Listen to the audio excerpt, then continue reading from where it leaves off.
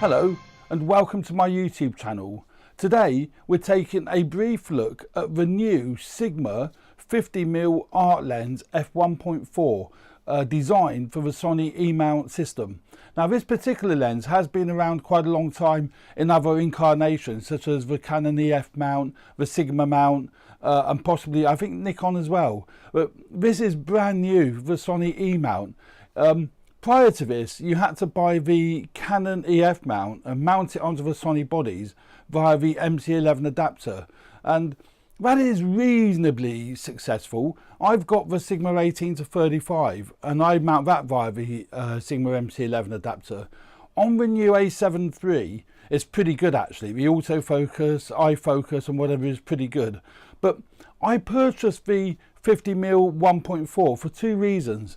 Number one, it is an f1.4, so you get that gorgeous bokeh, that really creamy background out of focus look, and hopefully this particular shot is actually demonstrating that lovely creamy out of focus look. I've actually got it fitted onto my A7 III at the moment. I will actually be putting it on the A7R Mark II in just a while. So there you go, you can see how creamy that background is. Well, hopefully it is. And more importantly, I've got it set to autofocus.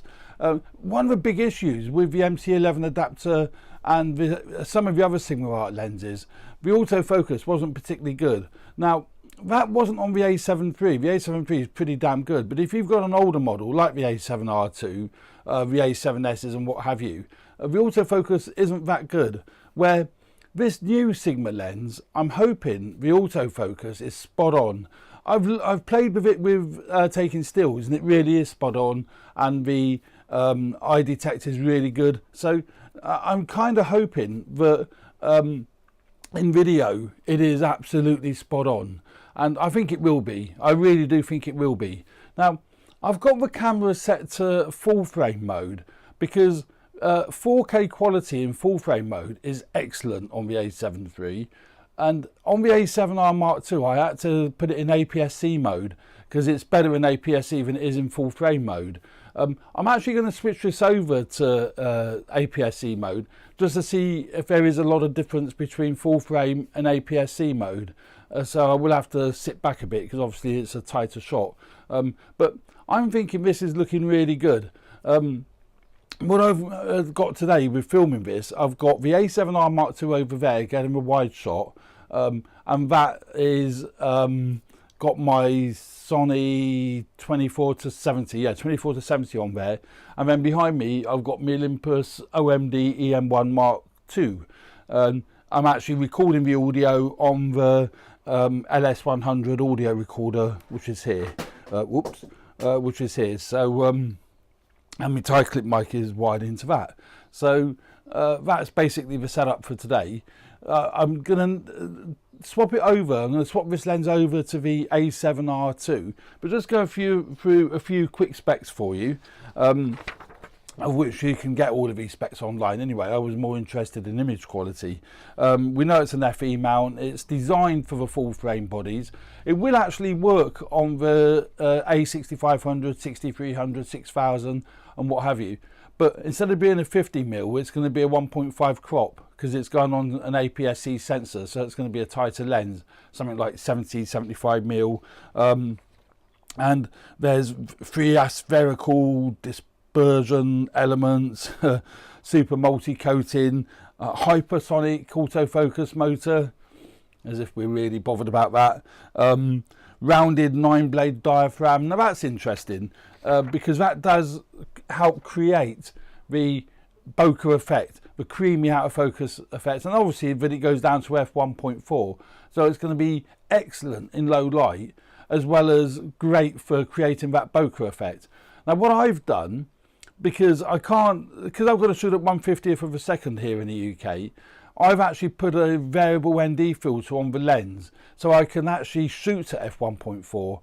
Otherwise it'd be going down to like f5, maybe f7.1, something like that, and you probably wouldn't get, well, you wouldn't get that lovely creamy out of focus background. So that's a point to note. If you want to shoot at f1.4, you can't really adjust the shutter speed, so you do need an ND filter. I went the easy route and bought a variable ND filter.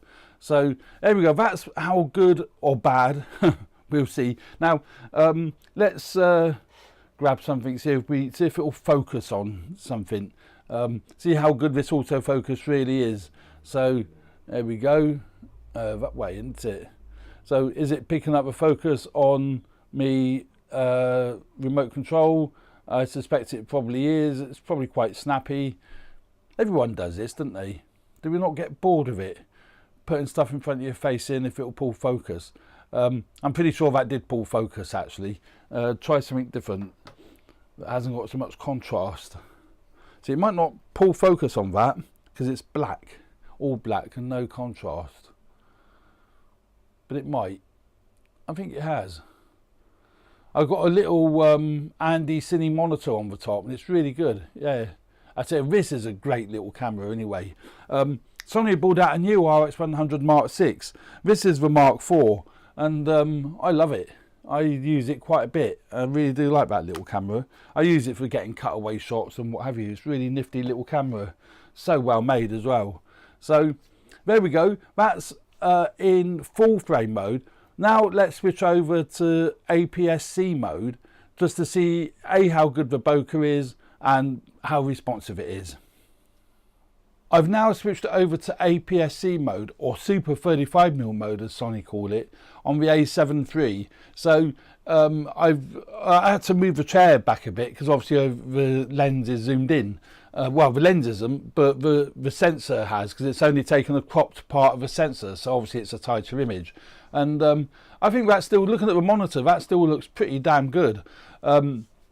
So again, very interesting to see what the bokeh is like. I think it's going to be, see, the A7III is great in Super 35mm mode and also in normal full frame 4K mode. So, you know, you're getting the best of both worlds. And it is great because if you can't get in tight to a subject, just switch it over to APS-C 35mm mode. I've pre-assigned a button on the, well, a function button on the camera to be able to do that quickly. The annoying thing with the A7R Mark II, which is over there, you can't do it quickly. You have to go through the bloody menu, which is a pain in the arse. But on the A7III, it's instant, just flick the switch. So again, let's hold up. But also the other crazy thing is with these Sony cameras, because they're full frame, the lenses are much bigger. You know, I did a comparison, which you'll see here, of the little Olympus 45mm, which is effectively 90mm, Olympus 45mm lens, on the matched up against the 50mm Sigma, and the Sigma's 1.4. Admittedly, this is only 1.8, but amazing. But there we go. That's the, I don't know how crisp that is. Let's do that. How crisp that's picking that up? Pretty well, I think. I would say it's picking that, yeah. I would say that's picking that up pretty well. Yeah, so it's pull focus. I think it's working pretty well, to be honest. And then back to me. I think that was pretty reasonable. So there we go. That's now in Super 35mm mode, APS-C mode, on the Sony A7III. Now we'll have a quick look to see how well the autofocus responds and what have you on the A7R Mark II.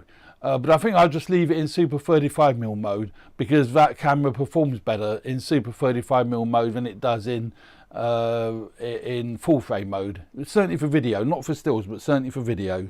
Okay, so I've now mounted the Sigma 50mm art lens on the A7R Mark II, and I've left it in APS-C Super 35mm mode, and I think it's actually working really well. I think the autofocus is pretty good.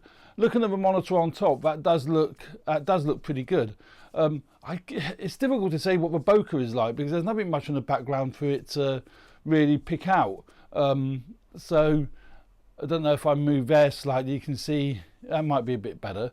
But I think I will find the autofocus obviously is so much better on the A7R, the A7 III, which is over there. So I've got him swapped around now. Yeah, the A7III is now that one. Well, it always was that one, but that's now the wide angle. This is now the close-up. Be interesting to see how well it picks focus on an objects in front. I don't know if that is picking out that.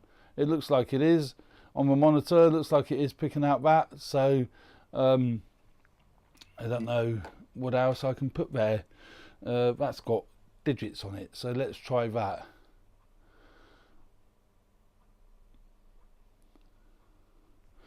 And I haven't lit this quite so well. I can see that one seems fine. That seems a bit bright, but this one seems a bit duller, but I can correct that in post.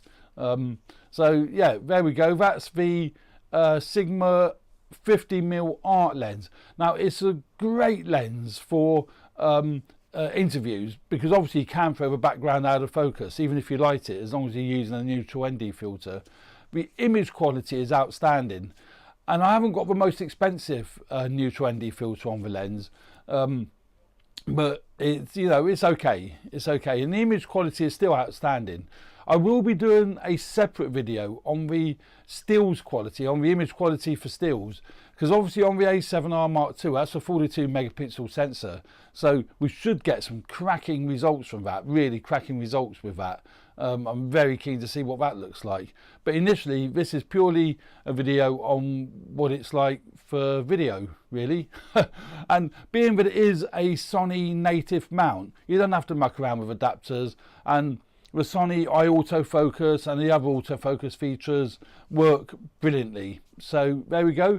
That's my quick overview on the Sigma 50mm f1.4 art lens for the Sony, particularly FE mount, but it will work on Sony E mount cameras as well. So there we go. I do hope you enjoy my channel, and I do hope you enjoy these videos. Please subscribe if you do, and keep your eye out for future content from me. And thanks very much for watching. See you again. Bye.